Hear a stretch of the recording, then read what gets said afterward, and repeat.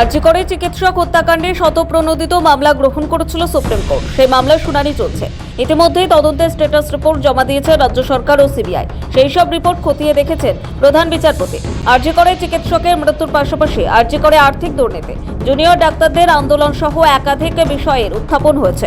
মামলার পরবর্তী শুনানির দিন ছিল আগামী 27শে সেপ্টেম্বর।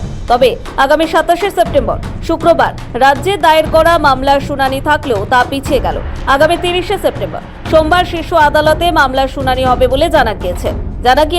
রাজ্যের তরফে প্রধান বিচারপতির এজলাসে শুক্রবারের নির্ধারিত শুনানি স্থগিতের আবেদন জানানো হয়। রাজ্যের আইনজীবী আস্থা শর্মা তার ব্যক্তিগত সমস্যার কথা জানিয়ে সকলের কাছে আবেদন জানান।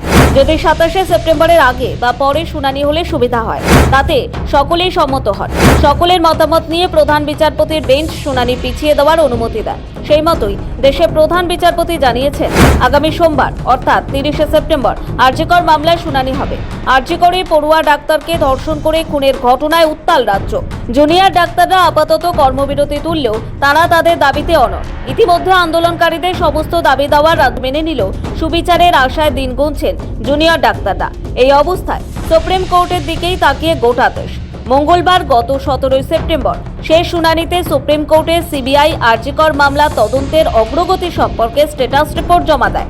প্রধান বিচারপতি ডিওয়াই চন্দ্রচূড়, বিচারপতি মনোজ মিশ্র, বিচারপতি জেবি পাটিওয়ালার বেঞ্চে চলছে শুনানি।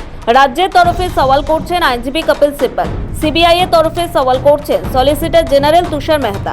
শেষবারের শুনানিতে ছিলেন মোট 232 জন আইনজীবী।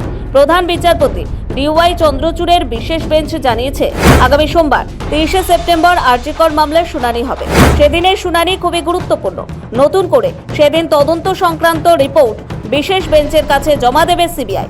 ব্যুরো রিপোর্ট, সময়, কলকাতা।